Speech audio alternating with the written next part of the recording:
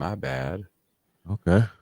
Good morning, good afternoon. Welcome to episode 9 of the upcoming Retro Podcast, your podcast. I'm one of the hosts, VideoGameVotary, joined by a couple of my favorite people in the world. Introduce yourselves. Hey everyone, I'm AK Games. Nice to be back after a couple weeks. I'm wrecked. Yeah, definitely. It's been 2 weeks now, right? The first week you guys were at the convention. Last week was the holiday weekend. Yep. So now it's our first week back. So I'm excited for sure. Awesome. So, what's been going on with you guys, AK? Fill us in. Yeah. So I just came back from Vegas. It was pretty fun, very tiring. And I've been to a couple concerts too. So I'm just kind of a little sick, but I'm pushing through for the podcast. I'm also glad because in Vegas I stopped at a few game stores that I'll probably be posting about later, but I'll Awesome. definitely be showing them, in the podcast during our show and tell section. So really excited to show you guys what I got and stuff like that. So yeah. Awesome. He's all partied out from Vegas.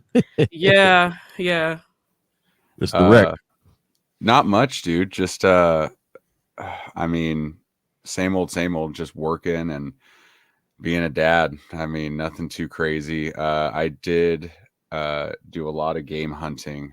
I am excited also about the show and tell section because I've got, and I'll go through them quick, but when it's time. But I got about 32 games to show you guys. Wow.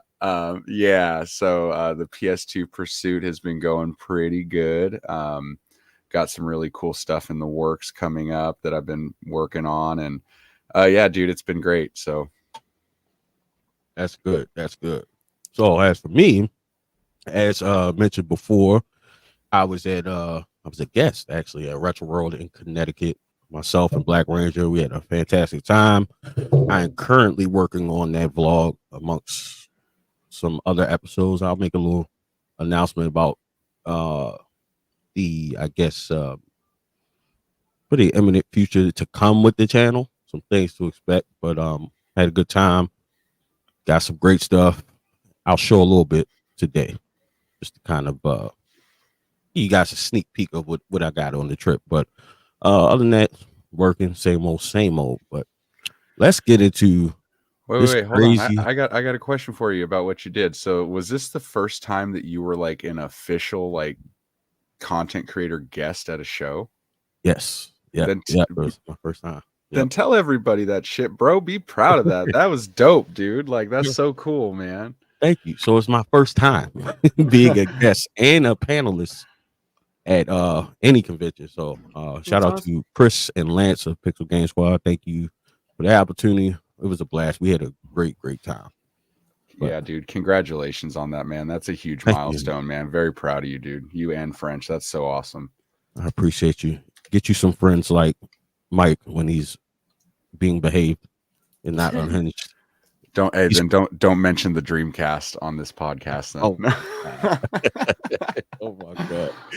All right, guys. So let's talk about the crazy things that's been going on in the gaming world. We had a couple of events that kind of set the internet on fire. Yeah. Trying to decide which way I want to go first. Let's start with GameStop Retro. GameStop officially announces that some of their locations will be GameStop Retro locations where they will be carrying retro games and consoles. Yeah. So, have either of you been to a GameStop? Oh, Yeah, for sure. Well, one of the retro locations, I should say. So no, not yet. I was just in a GameStop literally on Friday.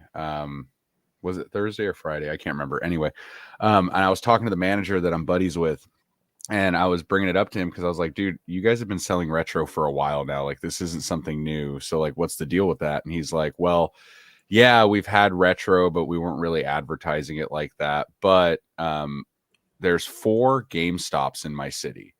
And I asked him, I said, well, has one of the 4 been designated the retro, location? And he said, yeah. Unfortunately, it's not the one I go to. It's the furthest one from me. But basically what he said, the way it's working from this point on is when retro games come in to any of the other 3 locations, they are directed to box those up, ship those in so that they can get sent to the official retro location.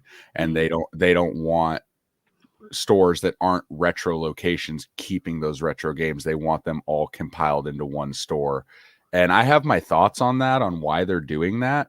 A lot of that I think has to do with the fact that they just don't have the inventory to stock every store in every city with retro games. So they're trying to compact them down into one location. So maybe it looks like they have more. I don't know. But yeah, I haven't been to the location since they became the official retro store, because I was asking him how's the stock on that, because he manages more than one store in my city. Right. And he was like, honestly, dude, I have no idea, because that's one I don't manage. But I mean, we're told to send all our stuff there. So yeah, I mean, we'll see. I don't know. I mean, every GameStop I've been in, you see some good stuff once in a while, but primarily you're gonna see a lot of Xbox 360 and a lot of PS3 is like primarily what you're gonna see. Exactly. So since you guys haven't been, I actually went to one, right? And I actually was gonna shoot some content. So I had the great idea. There's 4 in my area. Wow. Well, relatively in my area, not like directly. Each store was like 25 minutes in like opposite directions, so they're spread out. So I just picked one random one that was probably the closest. I went in there thinking like, okay, I'm going to shoot. This should be interesting, because of course we're watching everything online, people posting and stuff like that. And went in there, and I was wouldn't say disappointed, just because I didn't know what to expect. For one, I didn't really know what the layout was going to be. Like, I personally think it should be a fully retro store for the most part, or at least the overall design of the store. Like, literally, this store was just a corner with just, like you said, PS3, Xbox 360, some Wii U, and up at the front, they put those mini cases back up there with the Game Boy games and stuff. So probably the best thing I saw was Super Mario RPG on the SNES and Legend of Zelda Link's Awakening on the Game Boy Color. But it was like a very, very small selection. Question: what were they asking for on that Mario RPG? I'm just curious, just because I want to know what their prices look like where you're at. Price charting about $90. $90, okay. Yep. Yeah. So and I actually saw that when I was in Virginia a few weeks ago. They actually had a Felix Cat on the NES. So I'm like, all right, bet, let me see what's up. Went in there, and they wanted $100 for it, which is price charting. It's right on. I mean, fair enough. I just think that overall, just the appearance, I think they should work on that, and hopefully maybe the other stores have a better stock. I doubt it, just because Maryland we suck when it comes to the thrift store stuff. I don't know where they source their retro stuff. Now, obviously, they're getting trade-ins and stuff like that, but I don't know outside of that how and where they source it. So basically, we'll moving forward. Well, the manager had told me that they are directed, when they get retro games in, they are directed to ship them in to basically corporate, and then corporate supposedly is supposed to divvy up the games amongst their retro locations, is what I was told. So I don't know, they have like a warehouse or somewhere or some place, and they basically get these games in, and they decide which ones they're going to sell online, which ones are going to go to stores, and they kind of spread them out, I guess. Right. Yeah, and I could kind of see that happening, but I think for me personally, I've seen other people in their stories made videos about it, and their stores seem to be promising. Prime example being Mr. Rightway. He made a video that is performing well. And actually GameStop posted it on their website.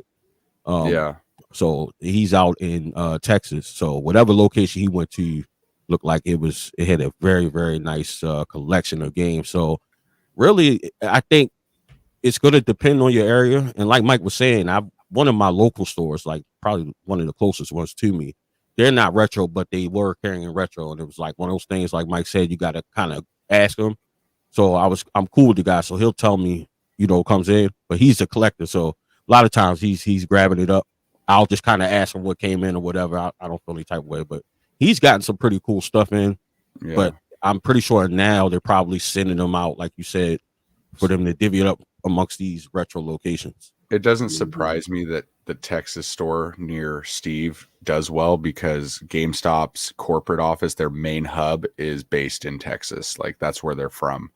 So, I mean, that's the same thing with like my local GameStops. A lot of the employees that work there, including managers, are collectors. So the good stuff kind of gets snatched up, and we don't get a chance at it, which, you know, I mean, hey, they work there. You know, it's one of the perks of getting to work there.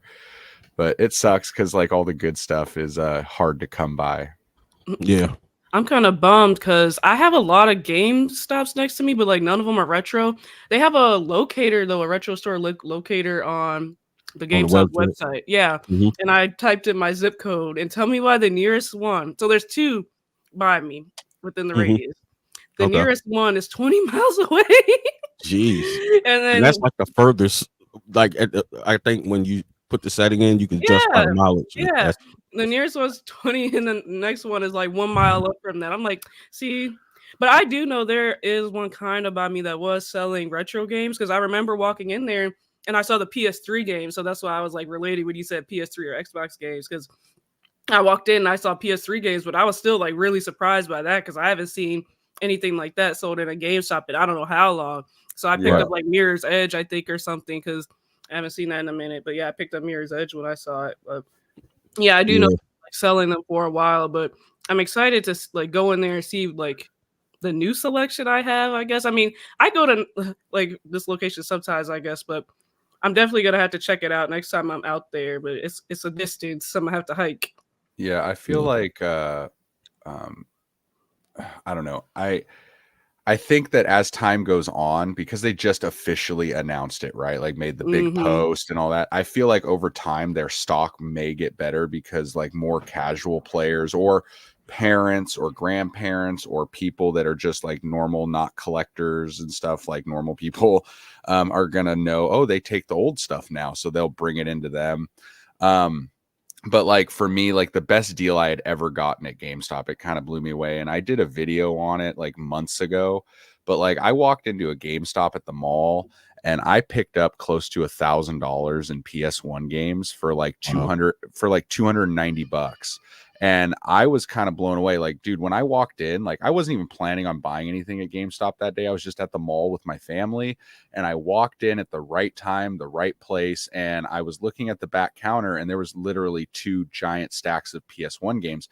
And I'm like looking, and I asked the lady, I'm like, hey, are those for sale? And she goes, oh yeah, the gentleman literally just traded those in maybe 30 minutes ago. And I'm like, can I look at them? She's like, absolutely. Dude, I got price charting out on my phone, and I'm like scanning them, and I'm like looking at the prices of them, and I'm like, yeah, I'll just buy all of them. And the lady looks and like, all of them? I'm like, yep, every single one. And the most expensive game I got in that lot is a game called Shadow Tower for the PlayStation 1. It is a horror themed RPG. It's first person. It kind of is like, I mean, maybe like an Elder Scrolls kind of style. That is considered one of the rarest, most expensive PlayStation 1 games in existence, and it goes for about $350 to $400.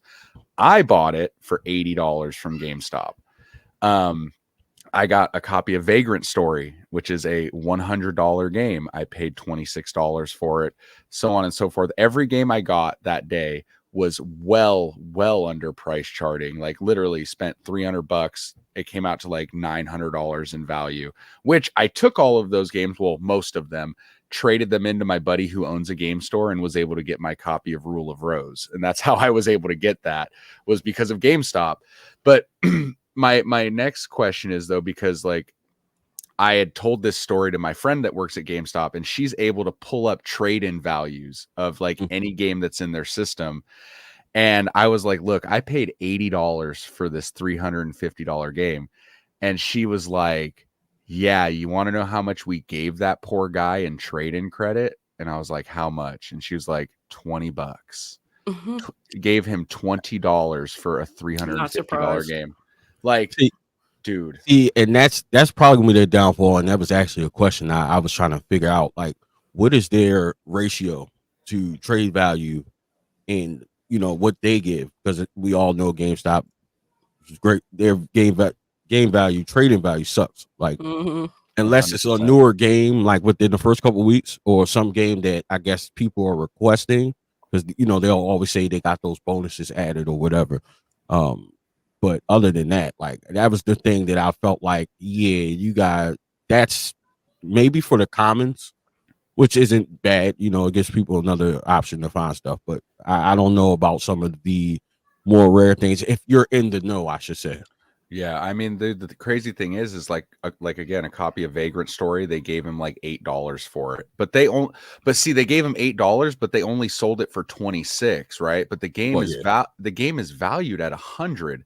So like, if you knew that, like if that gentleman knew this, right? Like, he could have took Shadow Tower into any mom and pop retro shop and cleared $250 on that game, like, because it's gonna sell. It's one of the rarest games. Like Vagrant Story, it's one of the most popular RPGs on the PlayStation 1. He could have probably got $50-$60 for it, and the store would have flipped it for 100, right? So like, but they don't know. And so I think that's what GameStop is kind of banking on to stock their retro shelves, is like, people that don't know any better are going to come in and trade these in. But in GameStop's defense, they didn't give them $20 and then flip the game for $350, right? They sold it for $80, right? So that's another question, is like, GameStop selling these games at such low prices, like, because I haven't seen any good deals on Nintendo stuff. Nintendo's usually at price charting or even above, I've seen, especially like Wii and GameCube and stuff. But like, is GameStop doing this now mainstream? Is that going to kind of change the market? Is that going to set like, because if I can go into GameStop and get Shadow Tower for $80, why would I go to a mom and pop store and pay $350? And that's a great point. Maybe it really depends on how it depends on us, the people that's buying and selling, whether or not we're going to utilize.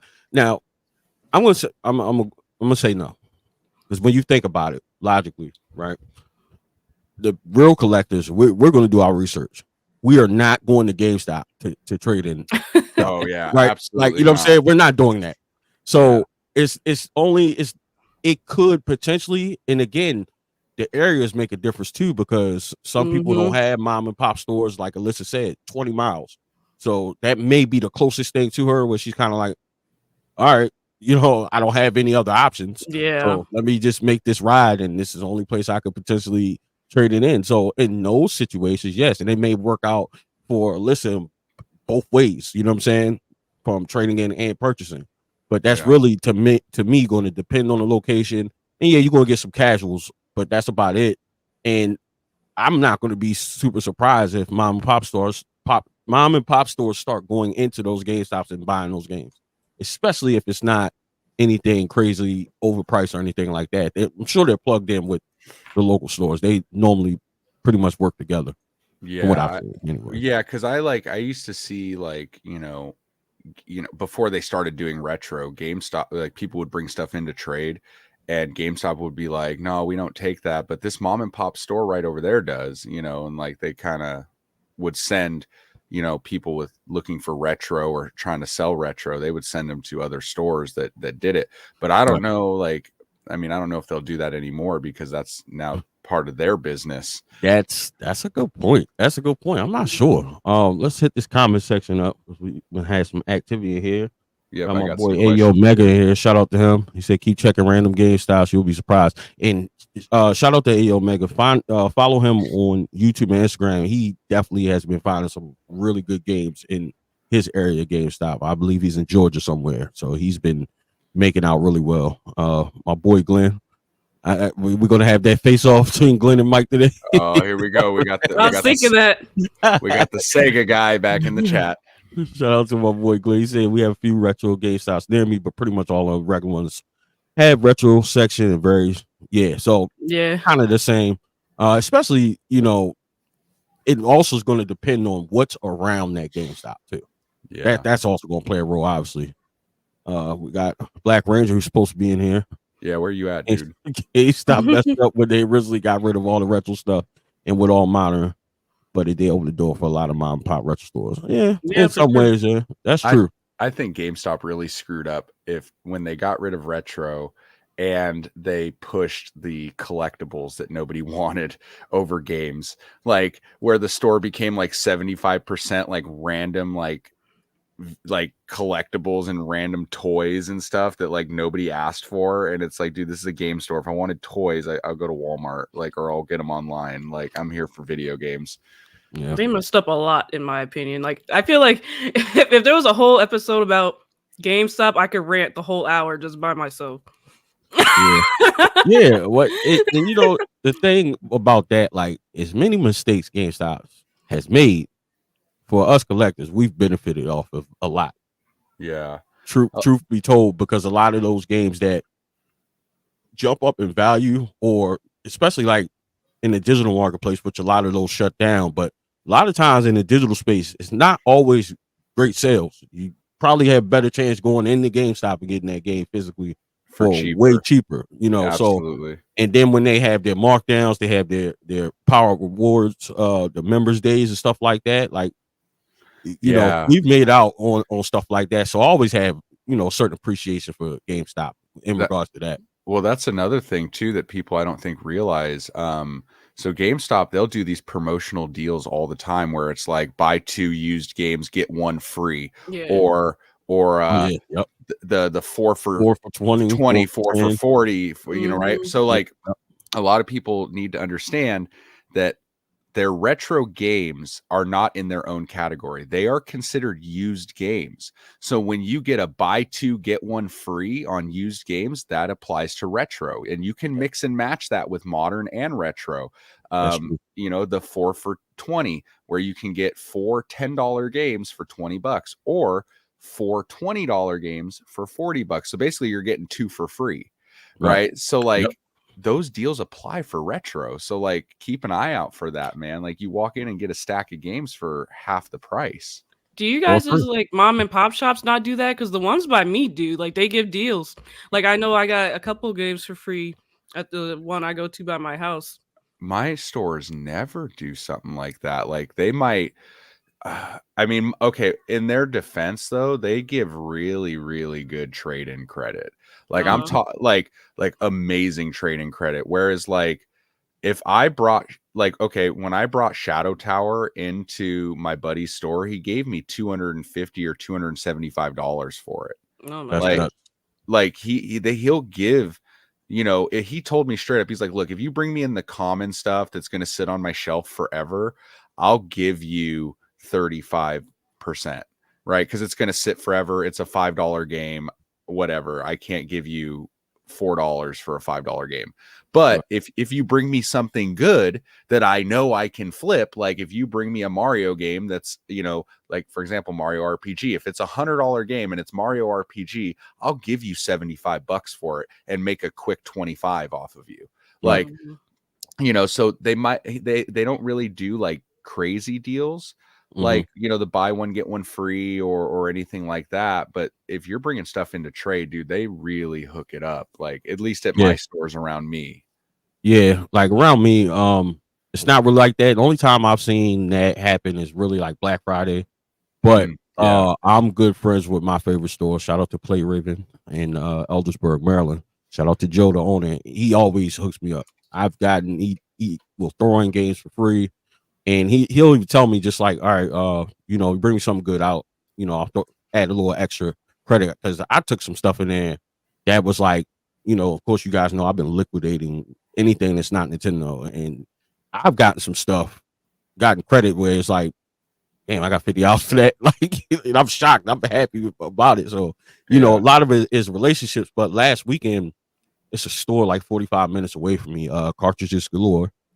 They had they'll send out text messages and media bombs saying like they always do 1 freebie a month. So they consistently will do sales like that. And they were actually giving away a wireless, one of those Retro Fighter Switch controllers. Yeah. They said they had 500, right? So I got it. I seen the text 20 minutes before they opened, and it's 45 minutes away. So I'm like, all right, 500. I get there a little under an hour, they've been open. I should be all right. Get there, gone. So it was misleading, because they didn't say it was spread over the store. So they only had like 50, but they had mad people going in there. I was a little ticked off, but I did have some stuff sitting in the car. I was able to trade some stuff in, so it wasn't a complete waste. But that store does do regular trade-ins or sales and stuff like that, where it's like 50% off of these games on this shelf, or buy two get one, and things like that. But yes, GameStop has been clutch. That Wii U collection, the majority of that came from GameStop, and I want to say a good 30 to 35% of my Wii U collection was free during that buy two get two. Yeah. I went to every store in Maryland on Black Friday, and they even allowed you to the point where if I only found one there, I could take my receipt, go to the next store. If I found another game, they will re-ring it so I get the discount. That's cool. So yeah, I made out big time when it came to that Wii U set. Oh, so I got 2 questions in my chat for everybody. So Novelist asks, are you guys excited that Croc is coming back? The 3D platformer Croc from the PS1 era. I personally think it's a crock of no, I'm kidding. I've never played Croc. I never played it. If I'm being honest, I recognize the cover I remember it very clearly. I just never, that was not a platformer on the PS1 I played. I was more playing Spyro and playing Crash Bandicoot. Yeah. Yeah, I think I played it a couple times. I didn't put like any serious work in it, but I love platformers, and that was one of the better ones I think back in during that time. So yeah, is that going to be a multi-plat release, or what is it dropping on? I have no idea. See if they're still in chat. They might respond. And then the other question is Solomon McNeil asks, what new video games are you guys waiting for? For me, it's the new Zelda that drops this month, and Silent Hill 2 that comes out October 8th, the remake. Oh yeah. So I'm excited for both of those. I did pre-order the Zelda Switch Lite. My wife was like, that's your early Christmas gift. That's what you're getting. I'm like, that's pre-ordered too. I'm excited about that. I kind of forgot, and then I realized like we're rolling into September. I'm like, oh shit, we got a couple weeks. I'm about to get this Lite. Go pick it up. But I pre-ordered mine from Best Buy. Best Buy, listen to me clearly. I need a second. Do not put one of those stupid pickup stickers on that box. I'm telling you, I'm going to lose my mind. Do not do it. Do not do it. You know they do that with the games. You know the box don't have the plastic. Do not do that. I'm telling you, I'm going to raise all. Yeah, because you better take a hair dryer to it and get that thing off. No, they better take a. Don't put it on there. Do not put it on there. I hate when they do that. Especially if it's something. I don't mind on a game with the plastic, but I kept saying to myself, they're gonna put that stupid sticker on there. I hate that. Like that pisses me off. Yeah, they may come right off, but we're talking about I like to keep my boxes, which have paid dividends. Like if I do trade something or sell it, I'll keep the boxes in mint condition. Prime example being my SNES 3DS that I bought for like $80 off of somebody on Marketplace, and I sold it for $450 because everything was super mint. So that stuff definitely plays a role in your value and stuff like that. Let me hit these comments. They've been hitting mine up. One guy said to me a year back, take advantage of our buy two get two on men's big tall. Yo, what? Big and tall shirts. And then he said GameStop trying to become a new hot topic for gamers. That's hilarious. That's funny. AK, what games were you excited for? Honestly, there hasn't been a lot that I've really been excited for. The only one that I know I'm going to be buying is probably the new Call of Duty, because I'm actually pretty excited for their new Omni movement. But honestly, none of them have been catching my attention this year, to be honest. And even like Call of Duty, like I'm not that excited for it. I just know I'm going to get it. Same. But it's nothing that's been catching my attention. Which it's Call coming of Duty out a bit. It's Black Ops. Black Ops 5. I think. Wait, is it coming out earlier this year? Because normally it's like it's coming out in like November. Okay, so it's the same time. But that's one of those things that I just buy right off. Yeah. Another game I pre-ordered that I'm excited for. I know you're excited for it too, Marcus. Is in November physically the Marvel versus Capcom 2 Fighting Collection comes out. Yes, sir. And I am excited for that. Yeah, absolutely. I actually have another game. Sorry. Which one? Lost Records. That's kind of like a But it's from Life is Strange. The people who make Life is Strange. I'm actually excited for that. Lost Records. I forgot about that one. And the Dragon Quest 3 HD 2D remaster is coming out in November as well. And also, Marcus, I'm gonna say this for Marcus because it's dope as hell and he didn't mention it. Marcus got some more Nintendo games for free because he talks to Shigeru Miyamoto on a first name basis. And so they sent him some stuff, but there are some games coming out that you are going to want to pre-order, so keep an eye out on that. And if Marcus wants to tell you, physical copies will be coming for certain games, and you need to pay attention and pre-order them because they will be gone, and you won't get them if you're a physical collector. That's absolutely true. Mike let the cat out of the bag for me, but sorry. That's what I was going to make later. That sorry. I got an email, so I'm going to be receiving a lot of things from Nintendo. So awesome. That's going to be dope, and that game is on that list. So I still want the physical copy though. Don't get me wrong. Some of these things I'm going to get the physical copy for, and be on the lookout for like 2 episodes in the next couple weeks that I'm going to cover the first round of games that they sent. We got my girl CJ's Gaming in the chat. Shout out to CJ's Gaming. We met at SoCal, but then we really spent a lot of time hanging out and chilling at Game On Expo. Shout out to CJ's Gaming. So let's hit the next topic.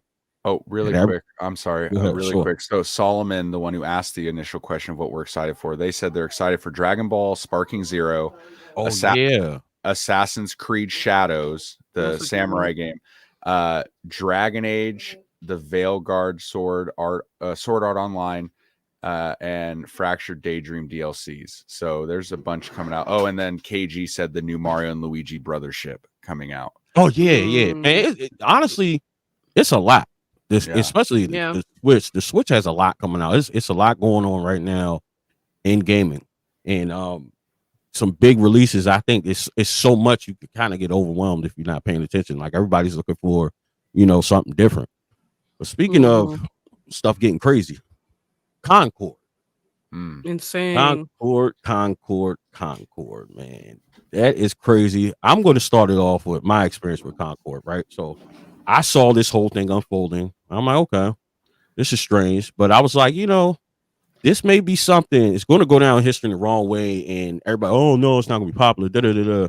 I'm like, I see it differently. For one, they shut this game down, a week and a half? 2 weeks. Not even 2 weeks. Yeah, almost 2 weeks. After its release, which is like unheard of, especially for the amount of money. They spent millions of dollars creating this game. So now, of course, everybody's been buying it and prices jumped on eBay, right? So I saw it and I was like, okay, I'll see if I can get one. I should be able to find one. Shouldn't be a big deal. So I went on Walmart.com, put in an order, had one. Boom. Supposed to get delivered. Delayed, then they canceled it. So last night, I went to my local Walmart. Boom, Concord right there in the case. Like, yeah, can I have that, right? So it's funny, I'm in an Instagram group. Shout out to Retro Rob. He was like, yeah, too bad you can't buy it. And I'm like, what do you mean? Like, I said, well, we'll see in a couple minutes. Went over there, scanned, and I seen her make a face. I'm like, oh my God, here we go.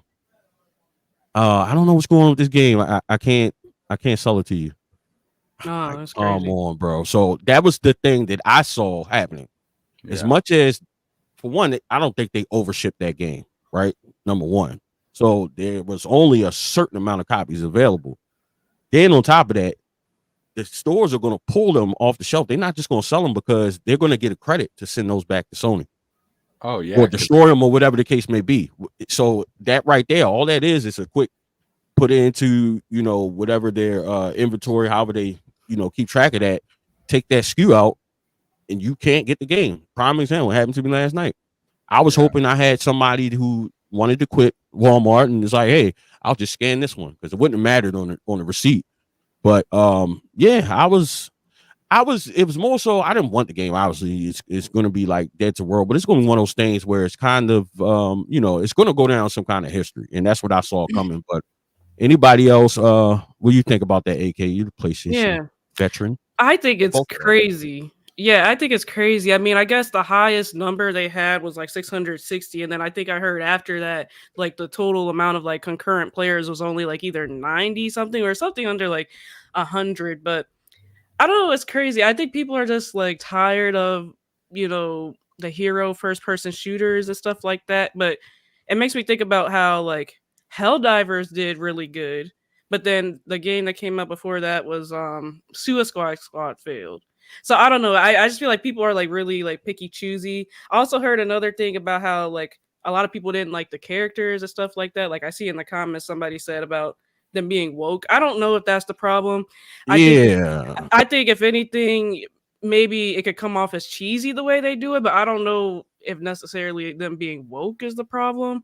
But maybe just I don't know, the characters are cheesy. I don't know. I didn't get a chance to play it. I did see some like comments about people playing it and stuff like that. But honestly, I think a lot of it too is just like a hate train. I think if people see one person hating it, they're all gonna start following instead of like trying the Right. game out for themselves. Like, come on, y'all, like try it yourself. Play the Yeah. game, see if you like it. Don't just base your opinion based off of what other people are saying. I preach that all the time in my channel. But yeah, that's my 2 cents about it. I think people should stop getting on the hate train and try it yourself. I heard it's not that bad though. Like if you actually play it. Yeah, and real quick, let me jump in before that wreck was. I don't know too much about it, but I've been seeing some people say something about woke nonsense. Yeah, Since when are we bringing certain aspects in the game? And like I saw certain things get really nasty over the weekend yeah, in comment sections. Like why is I'm pretty sure that's not. It's obvious that Sony made it very clear why they're pulling it. It has nothing to do with that whatsoever. All that is we're talking about a character, and we're not going to talk about why certain people have a problem with that. We're not even going to get into yeah. that. Like we're just going to leave that out of it. But I just wanted to make that perfectly clear. And if that's a problem, then yeah, whatever. But Rec, what's your thoughts on it? So to give you guys some numbers, they paid over $215 million to develop this game. And I think the biggest problem with the gaming industry is these studios and developers are chasing a fad. They chase what is popular instead of coming up with something that is original. One of the biggest problems with Concord is the fact that you have all of these very successful live action or live service games like Fortnite, Apex, Valorant, Overwatch, games that have existed, been very successful, have a fan base. And you want to know what all those games have in common that Concord does not? They are all free to play. Yeah, that too. Concord Yep, Concord is $40. So what you're telling me is Sony, is that you're so uninspired that you create this generic hero shooter with lackluster, unmemorable characters. You want to charge me $40 when I could play Fortnite, Overwatch, Apex, Valorant for free with an established player base that have been proven to be good games. You want me to pay $40. And not only that, Sony, you have now made the game exclusive to Steam and to PlayStation, isolating any Nintendo or Xbox players. And you're wondering why your game failed. So with that out of the way, to give you some more numbers, the game sold less. The reason why they pulled it is the game sold less than 25,000 copies. 25,000 copies. It sold worse than Lord of the Rings Gollum. And on Steam, their peak on launch day, their peak was 697 players. 697 players on launch day for PC players. It's laughable. It's a joke. And I'm not surprised that it failed. I'd never even heard of this game. But to spend $200 million developing a generic hero shooter with lackluster characters and charging people $40 when I could play some of the best games, live service games online for free. What did you think was going to happen? It was dead in the water before it even came out. I would rather play Overwatch, Apex, Valorant, any of those games over this. Why would you pay $40 to play this game when I could play all those other ones for free?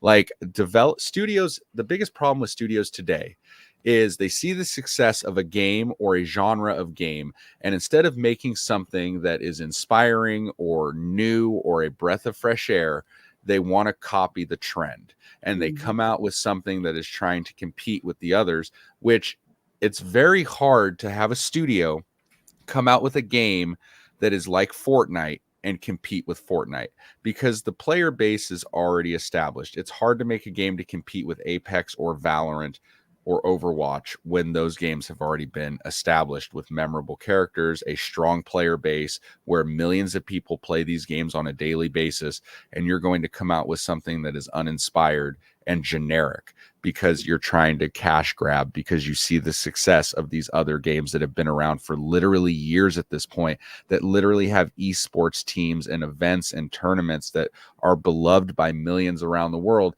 You give us Concord. So that is why these studios fail. That is why they have to close down departments and fire people and lay people off on a regular basis, because they are making these uninspired games. That is why games like Baldur's Gate 3, when those types of games come out, they are a breath of fresh air, because they are not chasing the hype. They are not chasing a fad or a trend. They are creating inspired, beautiful games that are works of art. And so I don't feel bad for Sony in the slightest. They're going to get this as a tax write-off, and they're going to keep it moving. And they just they need to stop with these generic ass games copying every other game that's already on the market. It's like, League of Legends, right? It's like, let's make a MOBA game to compete with League of Legends, and let's make it uninspired with crappy characters. And but hey, League is free, but we're going to charge you $40 or $50 for the game. What in their right mind made them think people were actually going to spend money on this game? It is unreal to me. Yeah, that's crazy. Has anybody played or did any deep dives into it? Or I mean, I kind of did. I mean, I did a before you buy and stuff like that. So what is the main plot of the game?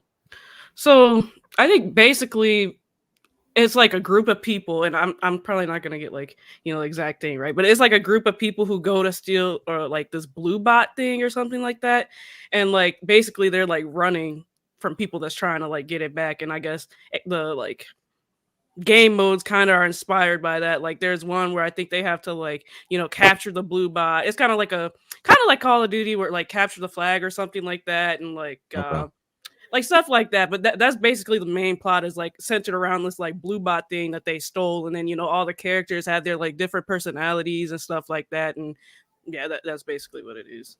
Okay, yeah, because I really wanted to, if somebody in the chat kind of have played the game and actually know about it. I've been seeing this opinion about these woke propaganda. I'm confused. I'm literally reading it. It says it's a sci-fi galaxy where space mercenary outlaws known as the Free Gunners run rampant and perform heists to reap rewards of their own. I don't know. Maybe it's something else in the game.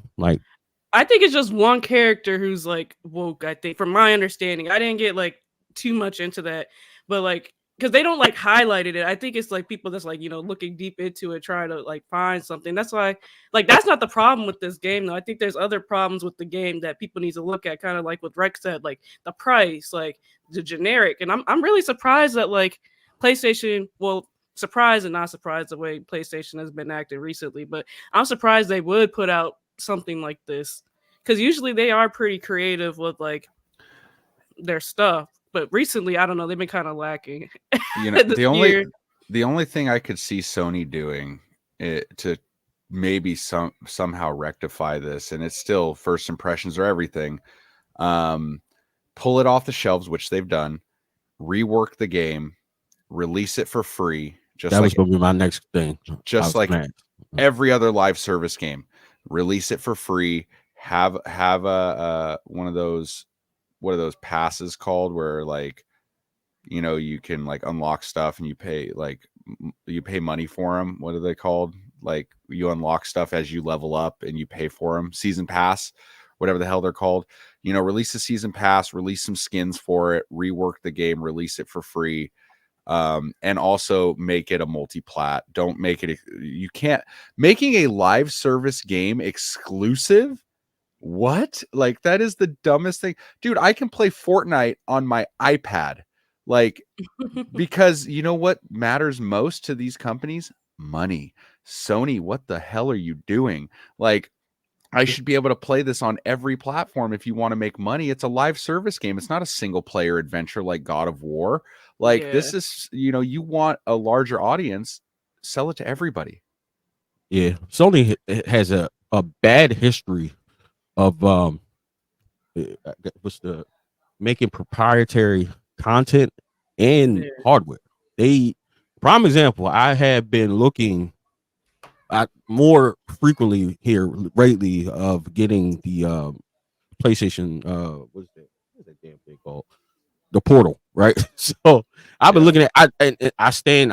Ever since it was announced, I don't want to pay $200 for it. But I've been seeing more reviews lately where they fix some of the bugs. And my biggest reasoning for that is I'm able to have it mobily. I can catch up on some of that PS4 backlog. The only stuff that I kept because those are games I actually want to play.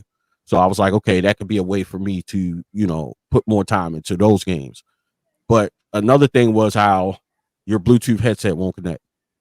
Like, what are you doing, bro? Like, you want me to spend $200 on this thing that I don't think is worth $200, and then you want me to spend, I think the earbuds are what, $150, something like that. You got to buy separate headphones for the thing. Either you use a plug-in, or you got to buy theirs. You cannot use Bluetooth.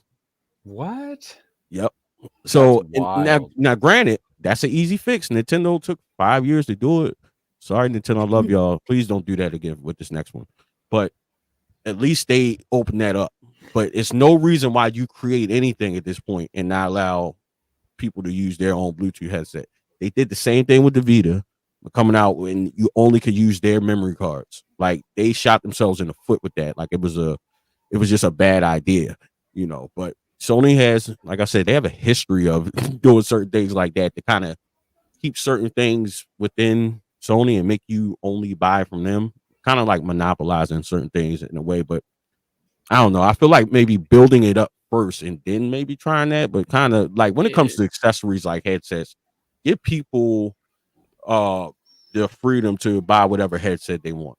Well, kind of going back to something you said earlier, I think PlayStation's really big on, narrative driven games. I think I can't think of another game that they did live service like multiplayer. Usually that's from like third party companies, right? I can't think of anything that they've done like that, but I don't know if this is just them like trying it out and like putting their feet in the water or whatever. And hopefully if they do it again, it could come back stronger and better than ever. But I think it is a problem with them just being way too exclusive and not wanting to branch out and stuff like that.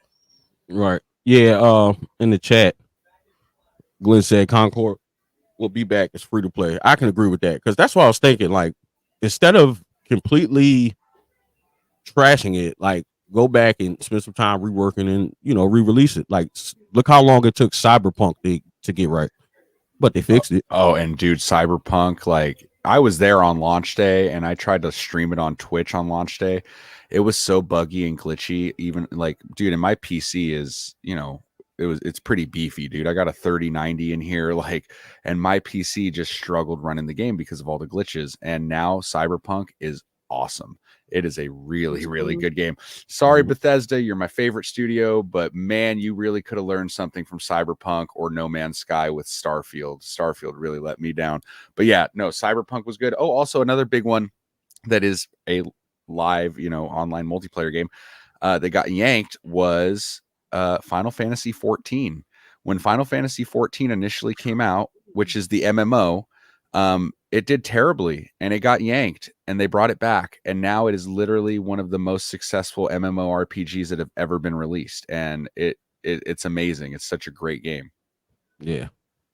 I don't know. I've been seeing some weird stuff with games like coming out like unfinished and they have all these things to fix. Like, what's up with that? Like, where's the quality control, Did you guys hear that game the day before?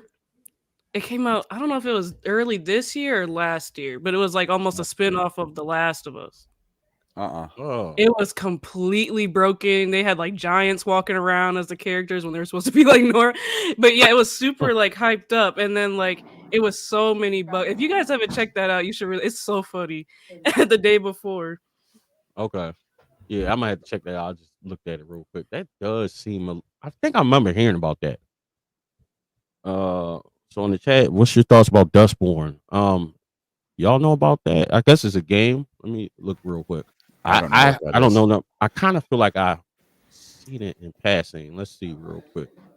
We'll pull it up, take a look at it. So it's obviously on Series X and S and PlayStation. Single player, story driven action adventure game about hope, love, friendships, robots, and the power of words. I think wasn't this in the state of play? I think. Let me pull up these images. I'm gonna share my screen real quick for you guys. Share screen. I think I've Alright, seen a little bit about this. make sure I got the right screen. So this is what I'm seeing right here. I just kind of remember these images. So I don't know. I don't know much about that. Retro Nook. Some Megas in the comments he say you be still ward. I don't know. I don't know much about it. Maybe something I'll be willing to look into. But do you guys have any thoughts on that? Have you heard about it or? I've never heard of that game before, but I did see a picture on your web browser of a game that just came out yesterday that I am excited to actually get and play with my kids. Astrobot. Yes, Oh that's so yeah, good. yeah, Astrobot. Yeah, because I love what they did with the PlayStation VR, the first one. Yeah, like that was super fun. I had a lot of fun with that. That was awesome.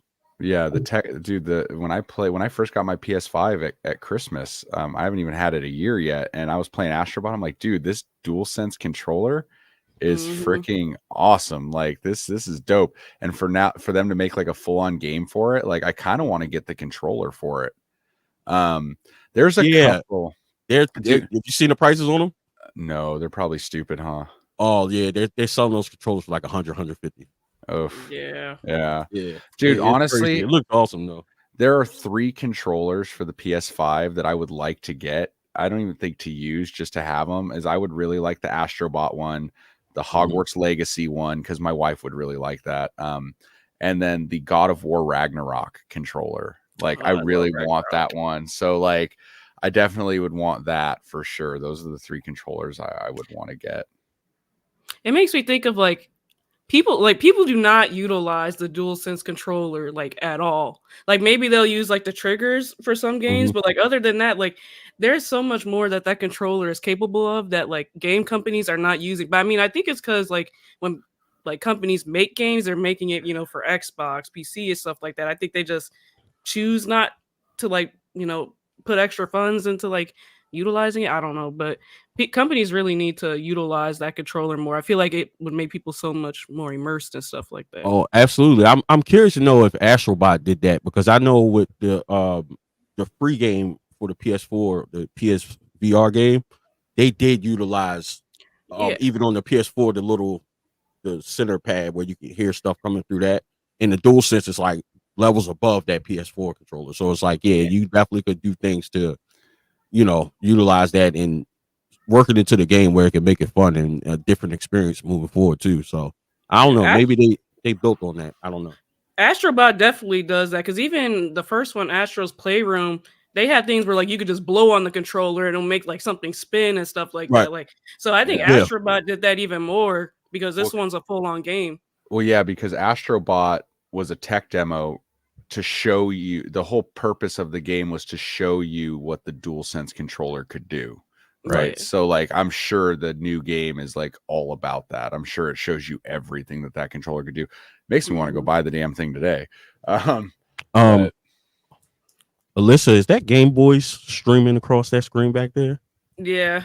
What is that screen? Because I see it every time. and that is dope. Like, what is that? It is fire.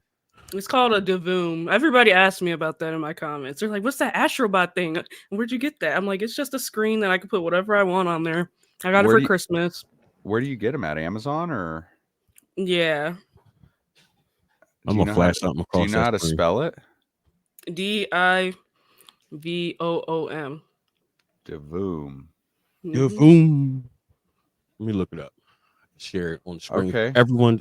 You said DI, VOOM, not sponsored. not sponsored. Absolutely. Okay. I That's should pretty- be sponsored though. With as many people ask me about it. Oh, I've seen the little computer ones that Devoom Oh does. yeah, that's Yeah. the one I was looking at. That's pretty cool. I've seen these before. That is really cool. Yeah, I love it. So I want to show this here, right here. Yeah, that's one of the little computer ones that I've seen That's before. pretty cool. That's pretty cool.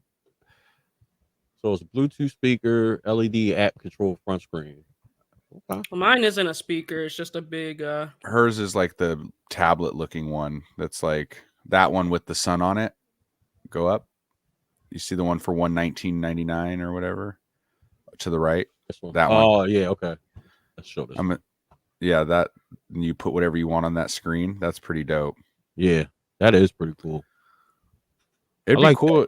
It'd be cool to. You know what, Marcus? You know what I'm surprised you don't do for your videos or the podcast. You have that really perfectly placed screen right there. That your TV, like you could like you can utilize it. or your PVM, you could literally put stuff on both screens and have it playing in the background during like stuff like that'd be dope. Yeah, I thought about that because I've done it before. But that's actually a new monitor that I got. It's not a PVM, but it is S-Video native, and it is absolutely gorgeous. You probably see the N64 controller there. I was actually putting in some work on some No Mercy, but yeah, I love that. But still in the market for a PVM. But yeah, absolutely. No, I've thought about that. I don't know. I just haven't, but I probably should just because of the reflection. I should just put something up there. Yeah, put like you know like your logo or something across the back with like a background or something cool, or I don't know, or just be like super like pompous and arrogant and play my own videos in the background of my own video. It's pretty awesome, right? Yeah, that would be trippy. Yeah, it's like it's like Inception. Yeah, like a video inside a video. Dude, what's happening? It's weird. But yeah, so those were the major things that happened in the gaming world. But also, if you guys didn't check out my last video, you definitely should. Nintendo had a crazy sale online that ends tomorrow. They had a ton of games on sale that you could buy, and some of these games were actual. You can get physical copies. I think they were giving free shipping out. Like they have all. Capcom has their own section on there. I think Axis has their own. A bunch of Resident Evil games on sale for like $8. Like it is insane. Where can you get the physical ones that you on the website? On Nintendo.com? Yep, ooh. Absolutely. Let me look that up. Nintendo. I need more Nintendo games. I always look for them and I never find one that I actually want to buy.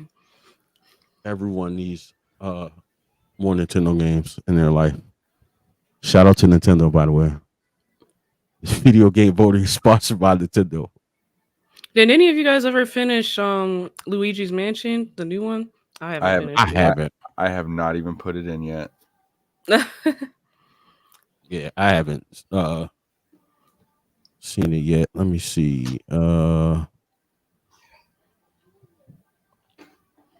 Window. Tab audio. I'm sorry, I'm just getting this right. So here's called the Blockbuster sale. So it ends tomorrow. I've been hearing a little bit about this Dreamlight Valley, a Disney game. I gotta. My wife played that, dude. It is actually really cool. If you like Disney, it's like a farming sim. It's like you create your own character, you get your own little cute house. It's kind of like Disney's version of like Animal Crossing. Yeah, I played it a little bit. It's pretty fun. Okay. Yeah, I was curious about that. They got Minecraft Legends. This caught my attention. Teenage Mutant Ninja Turtles Splinter's Fate. That was an Apple Arcade game. Kind of like the last one. I did get the last. Got the name of it. Mutant something. Oh, this one's a good deal. Instead of $40, you can get the first Capcom Fighting Collection for $15.99. Yeah, right here, right there, yeah, $15.99. But this is a good deal too. GTA, the definitive edition is $30. That's consistently at $60. Oh, that no, right there too. Monster Hunter Rise plus Sunbreak for $20. 65% off. Oh And you wow, got that's Persona crazy. 5 and 5 Tactica, But 50% off. how do you know if Overcooked it's is a really good game too. how do you If you know click if you can on get them, if you can get a physical? if you click on them, some of them will show you whether or not like it was okay. I gotta put in dates. Let's see how old you are. I don't mind sharing. 85. Damn. No, I'm just kidding. But you see that it's not available, so that clearly was a physical copy. Because how would the digital version not be available anymore? But See, this was a good one too. That was the collection. But I kind of seen this sale a little late, so I missed out on some of the stuff. A lot of the stuff I wanted, I have already. They got this. List was talking about that. Life is Strange. This is a collection. It's remasters of 2 games. Which games are they? Can't remember the name. see, every 2 game I'm award-winning clicking Life on is just Strange games. every game I'm Arcadia clicking on Bay. just says direct download. Okay. Remastered and Before the Storm. Not remastered. Yeah. Life is Strange, the first one, Before the Storm, and I guess it's the original. So they got a lot of like compilations on here that's on sale too. This is a good one, the Ultimate Edition of Shantae's Half Genie, Half Hero. That's a good one. Then it go into different companies. Like this is Capcom, their Gamecom sale. So there's a ton of Capcom games. Mike mentioned the Fighting Collection. Got Resident Evil 4 for $10. And even if it's not physical copies, like even It's like still we a good download, deal. still a great deal. And looking at these games, you got all these Mega Man collections for $7, $8, $10. Like it's insane. Dragon's Dogma is $5. Dude, if I could recommend any game to any of you, like, oh look, Okami HD is $10, dude. Yep. Like Resident Evil 0, how much is that one? $10. That's worth it. Resident Evil 3, which cloud? I guess they mean it. I don't know exactly what that is. Is that like it's a cloud gaming? So you're not going to download the game. You're going to stream it over the cloud, kind of like how they did Kingdom Hearts on the Switch, and it played like garbage. Okay, maybe I hate streaming games. Yeah, so you got a bunch of games like $10. Then they got Axis right here. They have their own section. Heard of Norn 9. I've heard of Radiant Tail. A lot of these are like at least 50% off, and I believe it's another company. Yeah, Devolver, which they got some. Oh my goodness, this is a killer deal, man! Look at this one, and we overlooked it. Where is it? Go back to the Capcom section. Where is it? Hold on, keep Arcade Stadium. No, not that one. Keep going. This one I overlooked it, and it's even cheaper if you buy it this way. No, see where it says sort. See where it says sort by. Click on that and go A to Z. Title A to Z. Okay, and then where is it? I'm literally looking at it. Called the Capcom Fighting Bundle. Yeah, I did see that. See that. Dude, it comes with the Capcom Fighting Collection and the Street Fighter 30th Anniversary Collection. Both games. Yeah, actually, for $19.99. I know it's on this main screen because I actually covered that on a video. Right there. It's right there. Yeah, here we go. Dude, it comes with the Fighting Collection and the 30th Anniversary. It's 2 separate games. So the Capcom Fighting Collection includes Darkstalkers, the Night Warriors, Darkstalkers Revenge, Vampire Savior, Vampire Hunter 2, Vampire Savior 2, Hyper Street Fighter. So you got all those. You also get Cyberbots, which is like a mech fighting game. And then you get Red Earth. That's another game. Plus, you get Street Fighter 30th Anniversary, where you get pretty much every Street Fighter up until Third Strike. That's insane. Yeah, because I have the 30th Anniversary Collection for Street Fighter physically on the PS4, and it's awesome. So you 66% off, $20. Dude, so go wrong with that. So we're on their website, right? But if I went to the Nintendo eShop on my Switch, these will all be there? They probably would. I don't see why they wouldn't. Okay, because I'm gonna, after I get off this podcast, I might be buying that Fighting Collection and hooking up my fight stick. And I love playing fighting games with my arcade stick, bro. Yeah, no, that's almost the ideal way to play. This bad boy right there, dude. My Mayflash F500 Elite. Okay, I'm not sponsored, but Mayflash, hear me out. You need a Hori, son. Dude, no, this pad, I'm telling you, bro, is amazing. So it's got the cable here in the side, but this thing It has all Sanwa switches and a stick, some of the top of the line fighting arcade parts in it, and it's $150 on Amazon. But this thing, dude, the reason I bought it was because it works with everything. So it works with PS3, Xbox 360, PS4, PS5, Nintendo Switch, PC, mini consoles, Xbox One, Xbox Series X. Like, it will work with everything from the 7th generation moving forward. It even has, I think there's firmware updates to where you could even get this to work on a Wii and a Wii U. Like, so this thing is insane. It's literally plug and play. There's no updates you have to do. I literally plugged it into my Switch. It worked. PS5, it worked. PC, it worked. Like, it's nuts, dude. So, like, if you are into the old school games that come on the Switch Live service, like NES, Super Nintendo, dude, playing like some of the old school like games, like with a fight stick. Oh my God. So yeah, on which Amazon, model was that? Because I used to have the 300, I think. 300. So this is the 500 Elite. Okay, so, yeah. So the one I had, you had to do some weird stuff with cords a couple times, but that was older. This is obviously newer and improved. So yeah, that they do make a great product, and the fact that it's universal kind of made it more appealing. That was the reason why I bought mine back in the day as well. So, dude, I absolutely love this thing, man. I use it all the time for all of my fighting games. When Street Fighter 6 came out, dude, on PS5, oh man, dude, this game, it's so dope using a fight stick.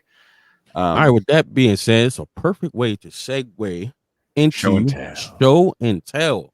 Rick, was you gonna shut it off?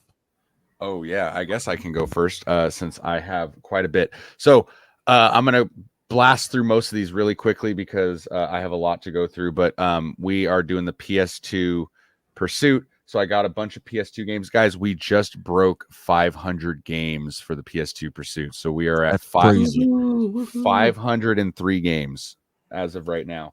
So we're going to go through them quickly. I picked up a lot of these at a local game store, flea market, or my buddy who owns the Sat Gamers Expo, which I'm making a video on that. So we got Legend of the Dragon.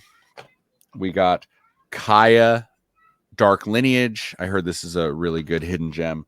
A really good shmup on the console is R-Type Final. Then we got this one I'm nostalgic for, Test Drive. That's a good one. Tony Hawk Pro Skater 4. We got the Mega Man X collection.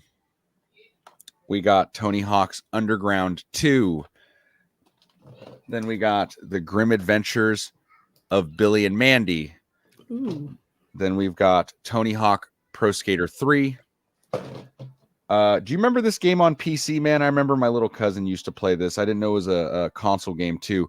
But Neopets, The Darkest Fairy. I remember Neopets was big on PC.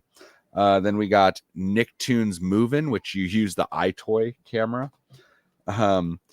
You got Mark of Cree. This is one of Gabo's recommendations for the PS2. He loves this game. This one's beat up. This was a flea market find. I'm going to replace the case, but Spy Hunter 2.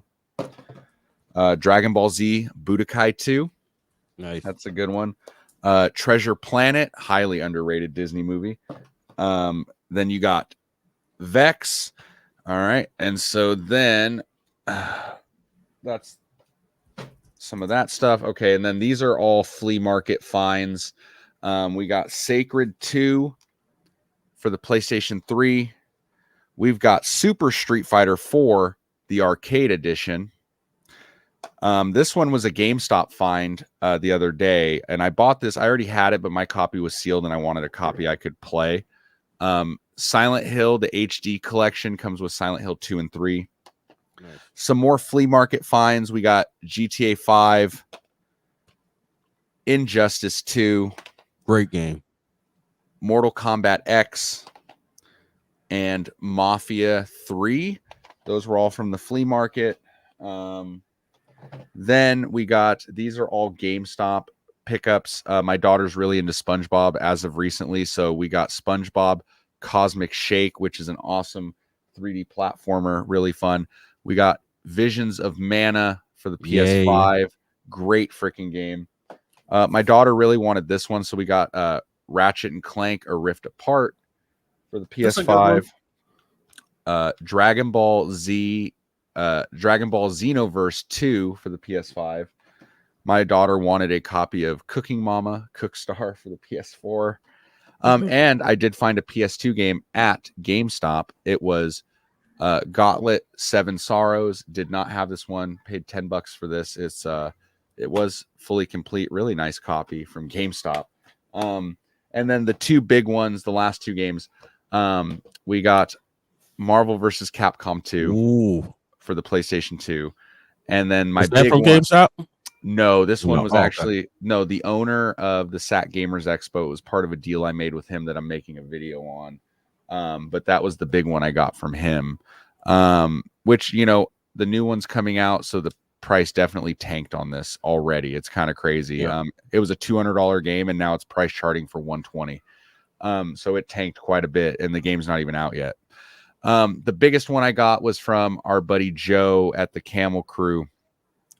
He reached out to me. Camel Crew brother.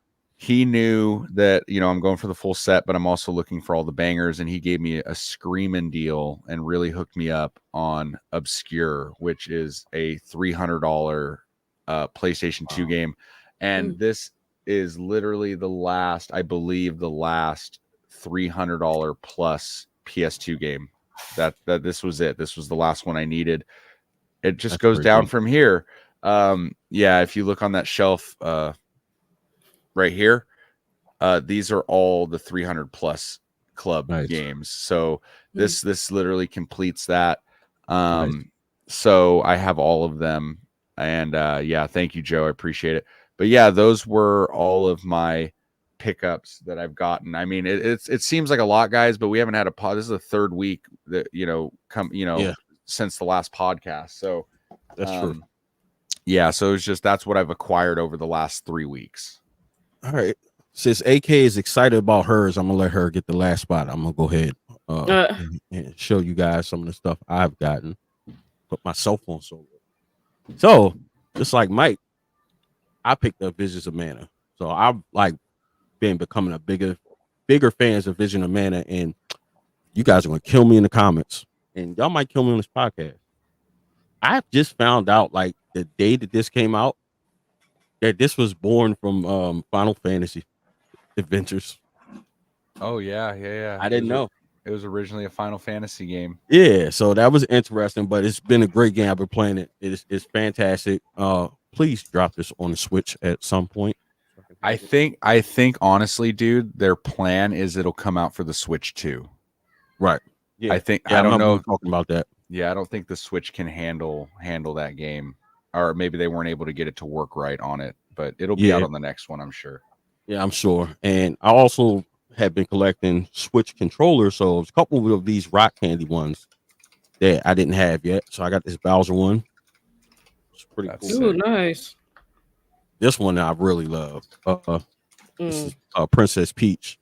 Shout out to Silver Fox Gaming. We were talking about this one, so I finally found that one. And then I tend to take my Switch with me when I go to conventions. We had a great time playing Broforce at Retro World. We had a ton of fun. We were playing 4-player multiplayer. If you don't know about that game, go check it out. It's awesome. So I picked up a couple Nano controllers to take with me. This is a Zelda Nano one. These are all officially licensed by Nintendo. And that's my shirt. Pretty fire. And then I got a Mario one. But I figured since they were smaller, they're easier to carry around, and they're actually, I haven't opened them, but I played with one. They're very, very comfortable to use. Just because it's a little smaller doesn't mean that it's not a great controller. But those were some of my recent pickups. And now we're to AK. Well, I never have as much as you guys to show, but I did pick up a few games when I was in Las Vegas. So one of them was Hannah Montana Spotlight Tour, and I only picked this one up because I'm nostalgia reasons. I used to play this a lot as a kid. I have that one. Really? Yeah, I have it on Wii. That's cool. I used to have it on PSP, but this is for PlayStation 2. I got Ratchet and Clank: A Crack in Time, which is pretty cool. One of my favorite games, Hitman 2, not necessarily Hitman 2, just the Hitman franchise in general. I love Hitman. So good. And then another one that I've been trying to find is my last one, Sly 2. I have the like bundle set, but I don't have them individually. So I was really glad to find this because I have not been seeing them at all. So this is my first like individual one that I've seen. So I was glad to find that. But yeah, those are the only ones that I've gotten. Oh, Which some good pickups. which Hitman would you say is your favorite out of the franchise? Ooh. I don't know. I think I really Mine is What Blood is it? Money. really. Oh, I don't so think good.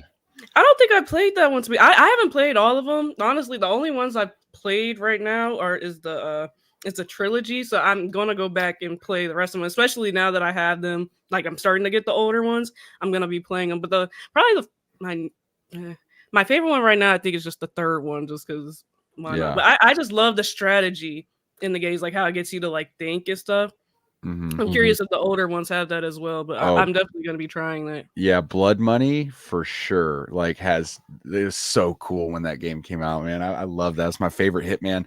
Definitely has this different strategies, different weapons and guns you can get, different scenarios that you can do to achieve like the mission or to assassinate the person you're supposed Yeah, to kill. It's so good. I love that game. Definitely check out Hitman Blood Money for sure. I will. Yeah, so those are some good pickups, and I know a lot of people been pushing for another Sly Cooper game. Like that game and that franchise has like a cult following. Like It Oh, yeah. does. every time, especially like if you watch State of Play and you just look at the live comments, like they're always putting in there Sly Cooper. You just see a gang of those comments. So Yeah, Oh, I have dude. a few things of Sly in the back. I got a poster up there, and then I'm not gonna adjust my camera, but I have like a bunch of plushies ahead of this camera too. I love Sly Cooper. Oh, dude, that's the thing. Like with PlayStation, that people are like, they were basically shitting on Concord. They were like, Sony, you have so many IPs that you don't use anymore. Sly Cooper, Resistance, Fall of Man. What is the other one? The big Killzone. Killzone. They're like, dude, bring those games back. Those are the games people want, not Yeah. Concord. Like, stop with the live service crap and give us some Killzone, dude. Like, I agree. I think that they need to bring all those dude, Sly Cooper would do so well. Like, it really would. Like just because Ratchet and Clank is super popular, Astrobot's popular, give us another 3D platformer. Give us Sly Cooper with some like, the haptic feedback and the cool stuff that like Astrobot could do. You know what I mean? Like that would be dope. Give us Killzone, give us Resistance. Like there's so many good ones. What was They the really last could. Sly Cooper out? The last one, It was the third one, but wasn't it? Or I no, thought no, they no, no, no, made no. They made yeah, one for PS3. yeah. They made Okay. one for PS3. I can't remember what it's called. I know they had the Sly collection on PS3, but then they made their own for PS3. I can't remember what it's called. I have it, I think. I don't remember. Yeah. So I'm in trying the to see if I can comments, find it. Nick says Sony has a Disney vault of IPs, but they're using crying Jim Ryan's logic. Who wants to play these old games? Exactly. You know what?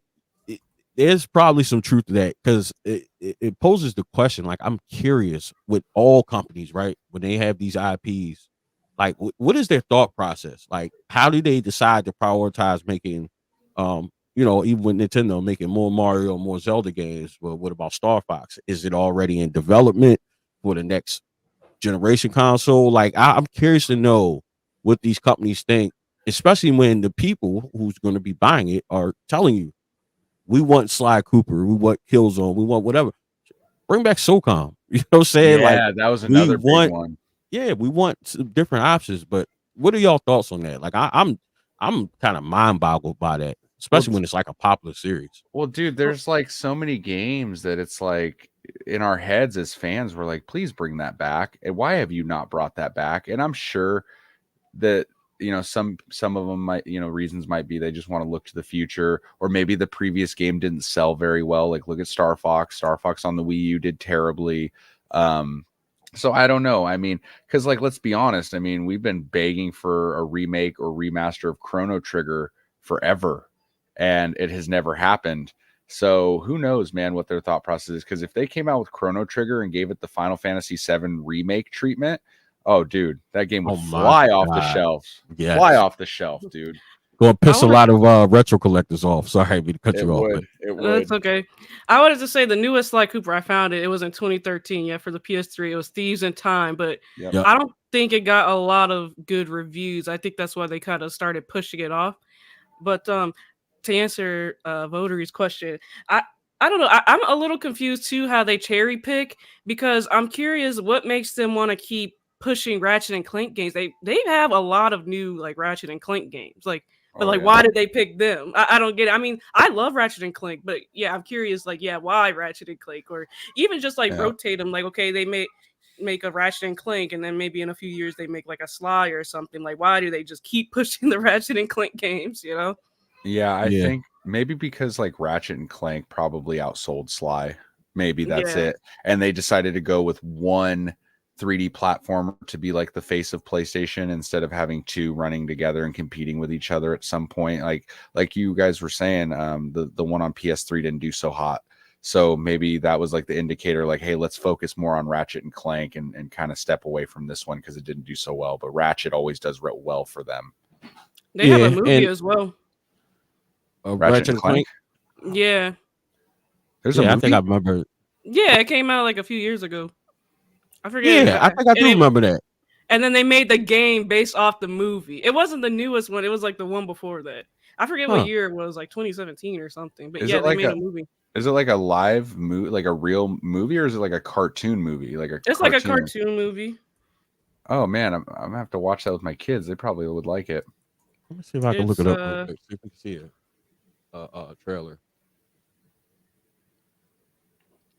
I forget what the like spinoff name is called. But Oh, yeah, they okay. definitely had a movie. Someone in Right. chat says, "Yeah, it's a Ratchet and Clank movie. They got it on DVD, and it's all CGI." Okay, so it's Yeah. CGI animated or created. That's cool. I think my kids would probably like that. Let me share this screen real quick. I'm curious about it because I remember. I feel like I am. Oh, 2016. This came out 8 years ago. So is this? So did they? The PS4 game is based off this? Or? Yeah, it's based off the movie. Okay, because I have the PS4 game. My kids would like that. Does anybody in chat, or do you guys know if this is being streamed anywhere? Is it on any type of streaming service? Because I have all of them, but I want to maybe go put it on for my kids after the podcast. They probably would like it. So make us say the movie is worse than the game, so you definitely want to play the game instead. I don't know. It's funny because I remember hearing about it, but I feel like it was like poorly pushed. Like I feel like I would have paid a little bit more attention to it. Dude, my kid likes Baby Shark, so I'm sure they'll like this movie. They're not picky. Yeah, I only heard about it because I heard about the game because I think they didn't release a Ratchet and Clank for some time before that. I think, and I was like interested. I'm like, oh, it was a movie, blah blah. So yeah.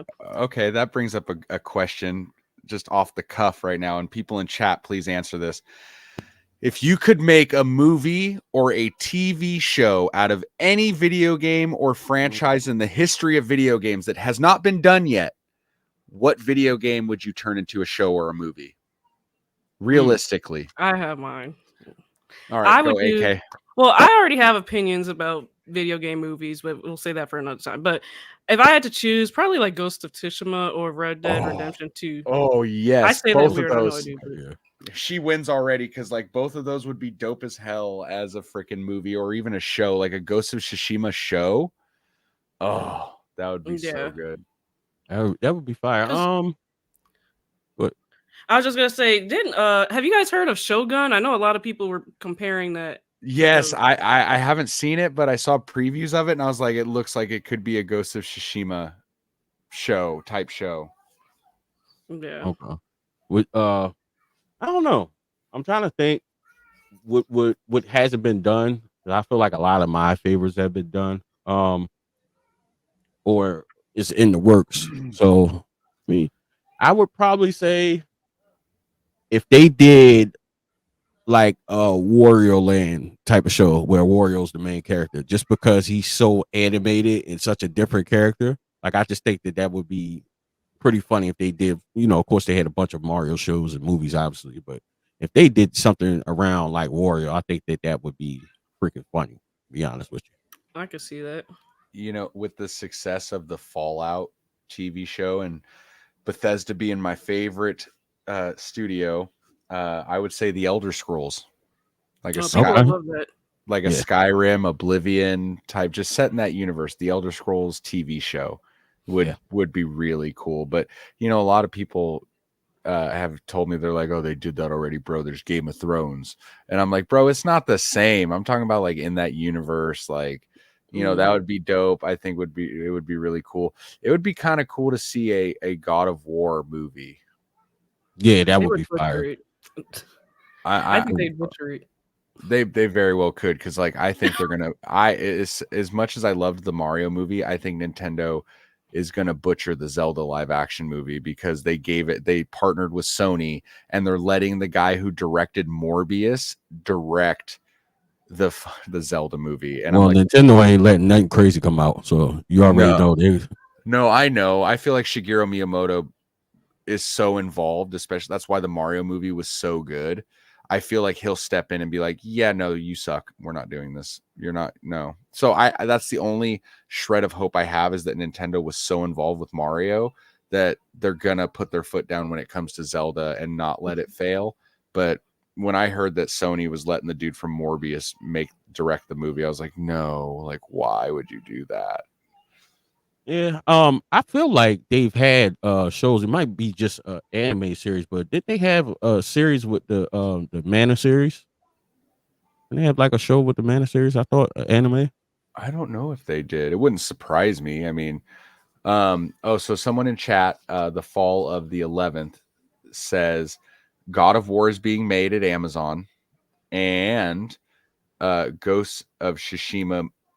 There's a Ghost of Tsushima movie in the works from someone named Film Watcher 96.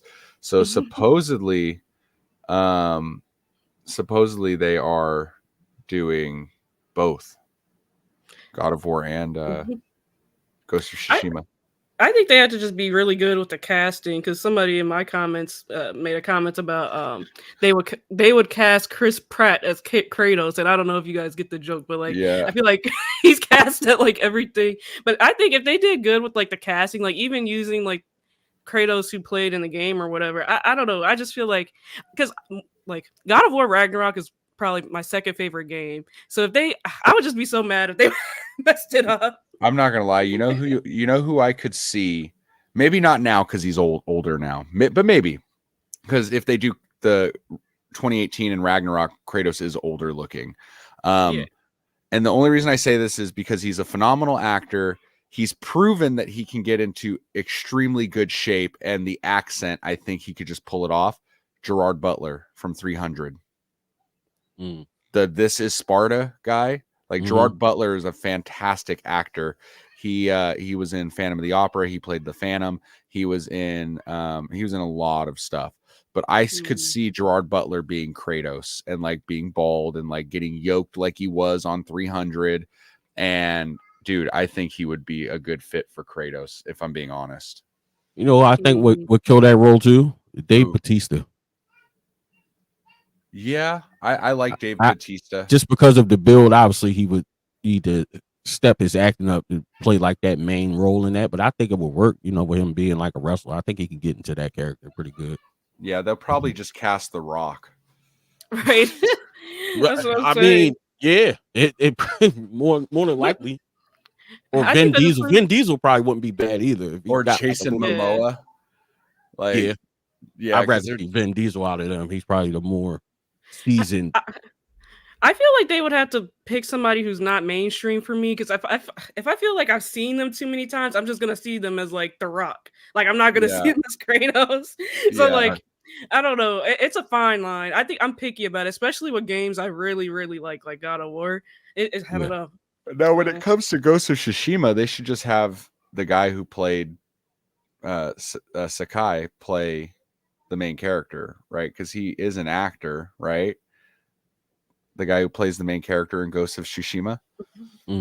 Like he's an actor already, so like he should just play the guy. I mean, because they used him in the game, the same character, like right. They scanned him into the game. Yeah, it really just depends on whoever the casting director is, because sometimes it's hit or miss. You know what I'm saying? You just never know Sometimes you think certain things would be a good fit, and then the ones you don't think would be a good fit sometimes end up panning out. So yes, that's very interesting. In there, but anybody in the comments have any thoughts? I seen a couple people, Retro Nook says Skyrim movie or TV series will be nice. Give it a Game of Thrones type of feel. Yeah, that makes Yeah. sense. I feel like the Elder Scrolls show would do really, really well. Like Fallout really surprised a lot of people and did fantastic. So if they did an Elder Scrolls show and gave it the same treatment, I think would do really well. You know what else would be fire? Streets of Rage. Streets of Rage. Streets of Rage would be fire. Like just like I don't know, like live action. They're kind of just they'll make it more so like a I don't know, like if they were like police and they're like police in the streets type of thing. Like I think that would be cool, just because the characters are so known. I think they can make that work. Kind of how they did with Twisted Metal. Like who would have ever thought that would be a TV show? Like I would have never saw that coming, honestly. Yeah, it makes me wonder. That's again another Sony IP that's just like put away in the vault. Like we got a TV show, man. Where's the new game? Where's the PS5 Twisted Metal? Like, this may drive them to do it too. Well, I mean, like, why make the show and not have a game planned, like, at all? Like, that's so weird. Yeah, that is strange. Make it similar to Streets of Fire from the 80s. I don't remember that one. That sounds supposed to. They did do a really good job with the Last of Us TV spinoff. Have you guys seen that? I haven't, but I've heard great reviews about it. I have. Yeah, so sometimes I don't know. It seems like recently they've been doing a pretty good job with these adaptations. I think so. I've seen a little bit of the One Piece live action series on Netflix. That's my favorite show of all time, and I've never seen the anime. I'm not even exaggerating. Like, I've never watched the anime. My brother is a diehard fan. He's watched all, however many, over 1,000 episodes of One Piece. Yes. And I watched the live action show. And I was like, dude, I don't even need to see the anime to just watch this as like a standalone thing. I loved everything about the TV show. I thought it was great. Like, here's the thing, like my brother's diehard into the anime and he tried to nitpick the first episode. And I like literally, I was like, okay, show me the first episode of the anime. And I watched it and I'm like, bro, the same thing happened in the live action that just happened in the cartoon that you showed me. It's literally the same thing. It's the same thing. It with so many episodes, there's no way that they got. There's No. it's freaking impossible. Like it's so much. Like it's pretty spot on. Like it's what wasn't spot on about it? It was pretty. I mean, they do a good job. I think they do a good job summing up. But no, I'm a very big One Piece fan. I don't know if you guys know. I'm very of the anime. But they sum it up a lot. Well, I mean, they kind of have to, right? Because because there's like literally 800 episodes of filler in One Piece. Like my brother, like there's like 1,200, 1,300 episodes, and it's like they were talking about giving One Piece like the Dragon Ball Z Kai treatment, where they cut out all the filler, and people were like, yeah, if you cut out all the filler, there's really only about 200 or 300 episodes of One Piece. Like, so they were like, if they redid the show without the filler, it would be significantly shorter. But like literally, like scene for scene, episode 1 of the anime and episode 1 of the TV show, besides a couple of dialogue lines that were changed, they were literally the same thing. And because my brother won't watch the whole thing because he's such a diehard anime fan that he's like, they're gonna ruin it. And I'm like, bro, first of all, they're not going to be able to make it word for word like the anime. They're just not. But it was a really good show, even if you haven't seen the anime. The acting was phenomenal. The casting was great. The special effects were awesome. And it made me care about the characters after just one season. And it made me want to watch the anime. Like, I just don't have time to watch over 1,000 episodes of a show. But it was good, man. I thought it was fantastic. So, with that, I'm pretty sure I know AK's answer, but what is everybody's favorite anime series? One Piece. I figured that was yours. If I could turn my camera around, my whole wall is full of One Piece. I don't have it on the gaming side. That's the anime side. Okay.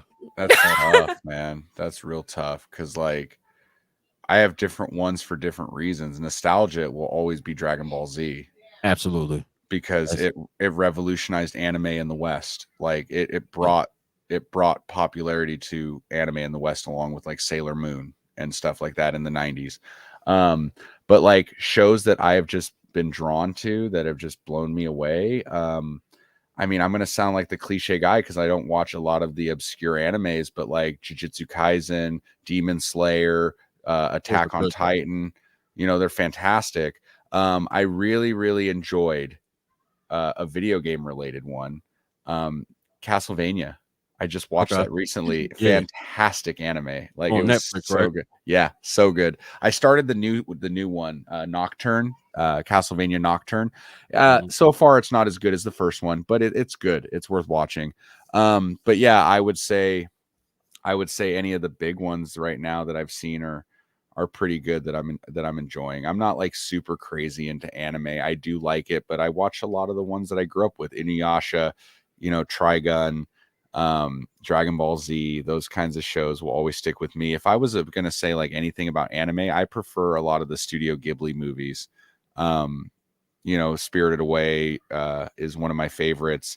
My Neighbor Totoro or Princess Mononoke. I mean, I watch all those with my kids. They love those movies. All right. So for me, obviously, Dragon Ball Z's up there, but a couple other ones that like I can go back and watch over and over again outside of Dragon Ball. Um, Initial D. So that's I don't know if you guys are familiar. They have a fantastic Oh, dude, the arcade game. arcade game, dude. You used That to is goated.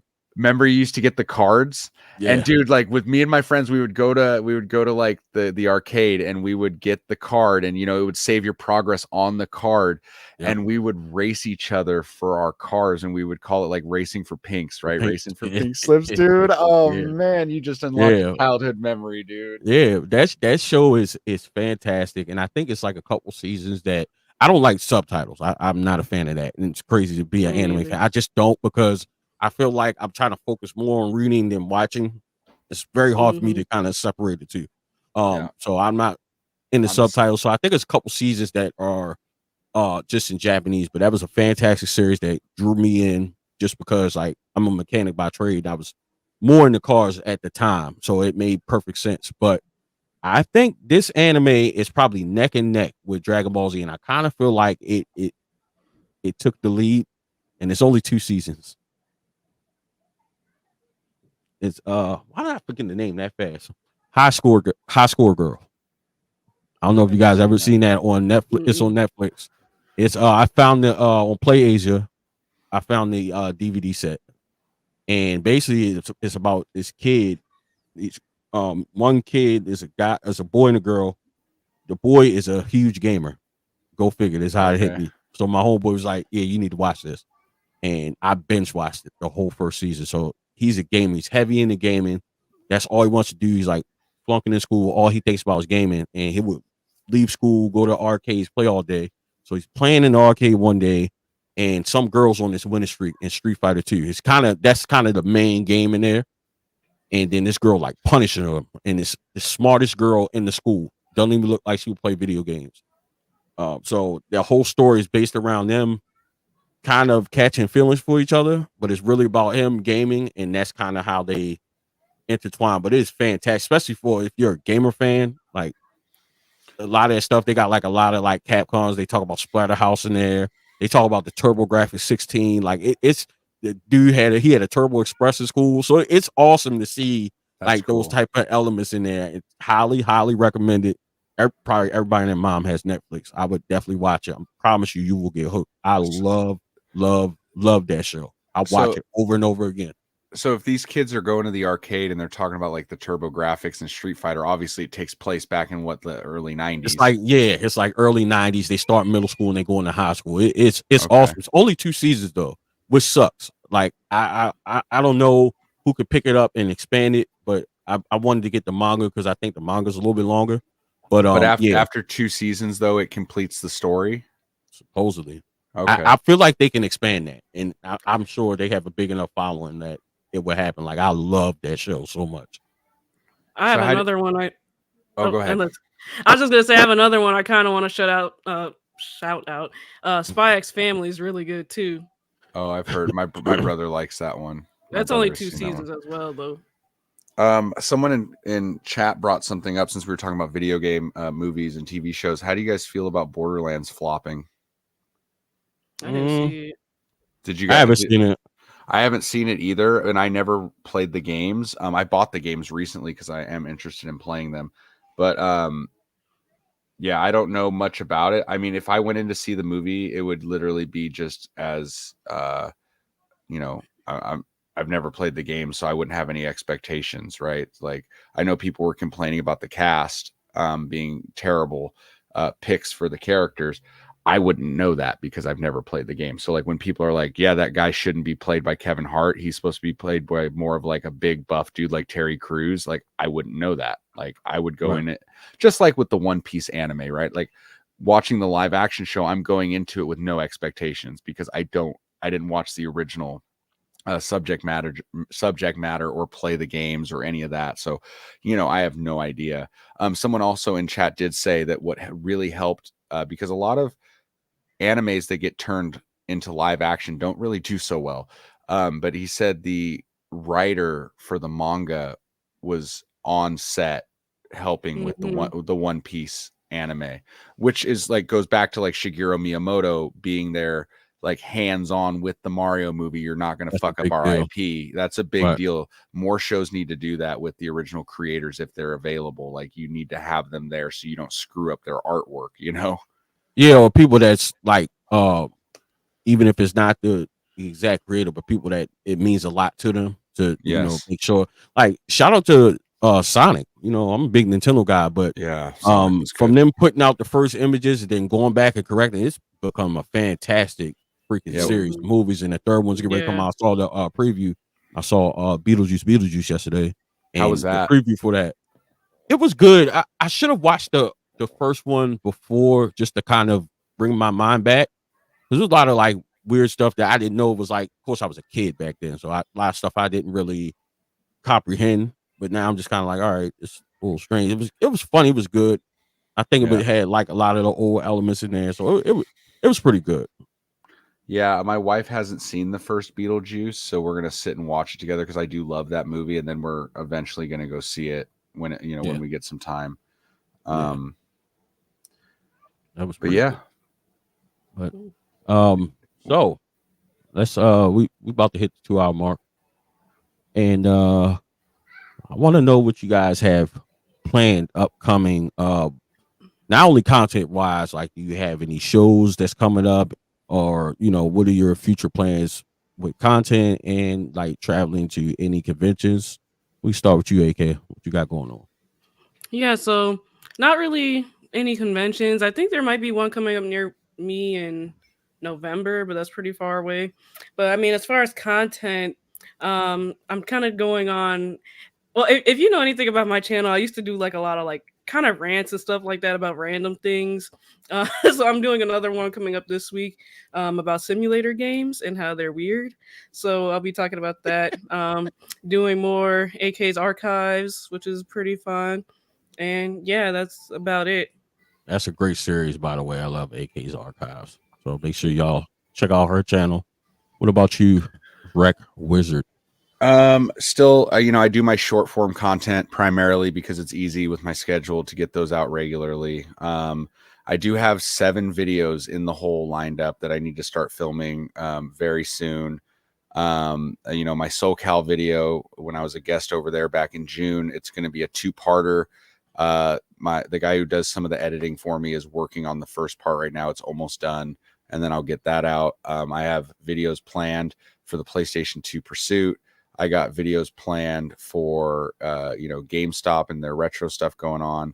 So I have a bunch of long form that I have written down that are planned. Then I'm going to start working on. And then as far as a convention goes, I think I'm going to a local one called Lodi Con at the end of this month with my friend for her birthday. Me and my family are going to go with her. She's like a sister to me. So I'll check that out, see if we can find anything good there. But other than that, short form content and long form is in the works right now, and I'm going to start filming. I try to get my videos out, at least like, I don't know, man. I have no strict schedule. I get a long form out when I can, you guys. Like, I apologize for that, but that's why I do so much short form. I try to do a short form video per day. That way you guys still have something from me. But like, for me to get out a long form video every single week, it's a little hard with 2 kids and I work 12 hours a day. So it's tough, but I do my best. And, I'm just a normal dude. This ain't my job. So, I appreciate you guys watching and sticking with me, but that's the plans moving forward. I got a bunch of videos in the hole I'm working on.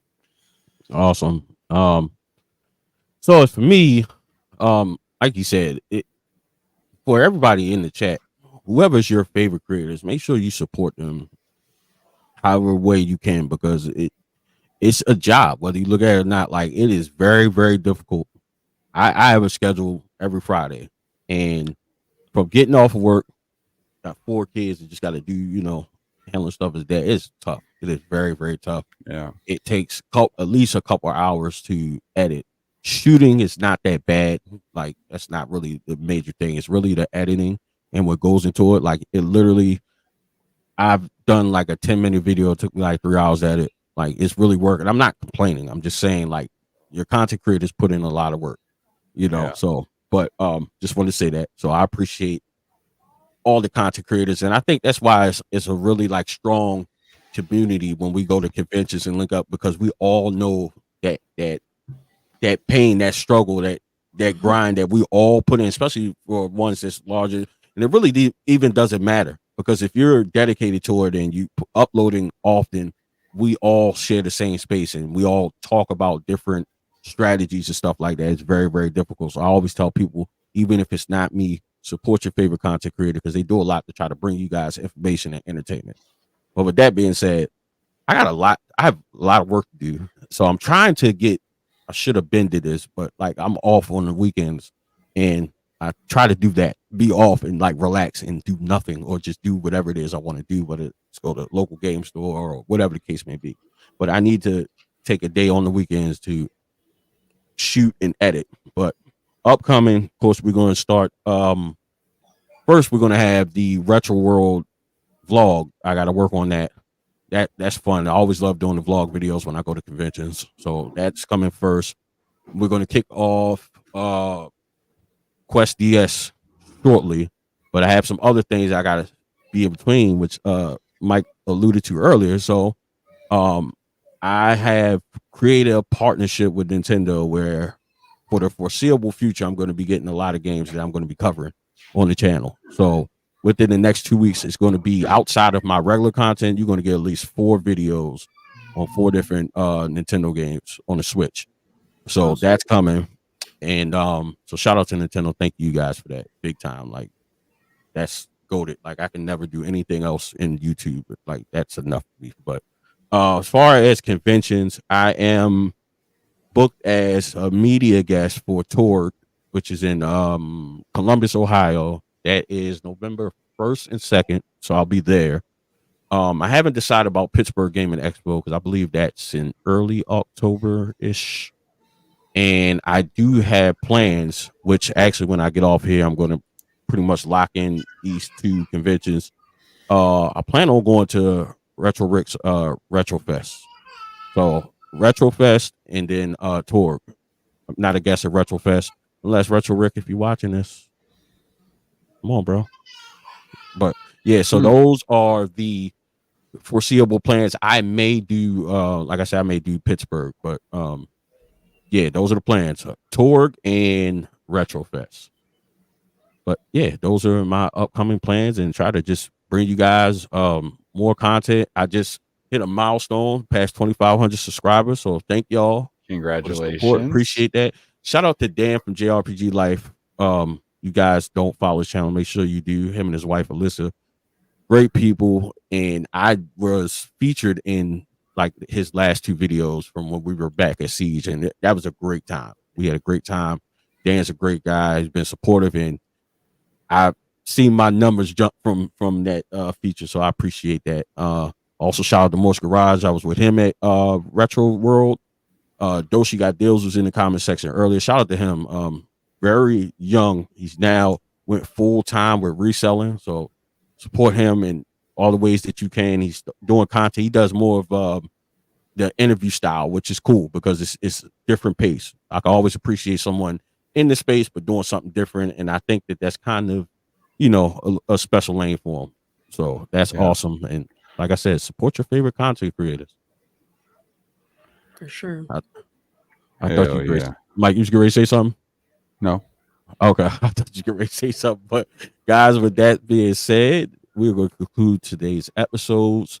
Be on the lookout for everybody's content. I'll have another video up next Friday at 6 p.m. Eastern Standard Time. And be on the lookout for episode 10 of the upcoming Retro Podcast next Sunday, noon Eastern Standard Time. So love on your family. Be safe. Keep gaming. We're out. Later, guys. See you next week. Peace.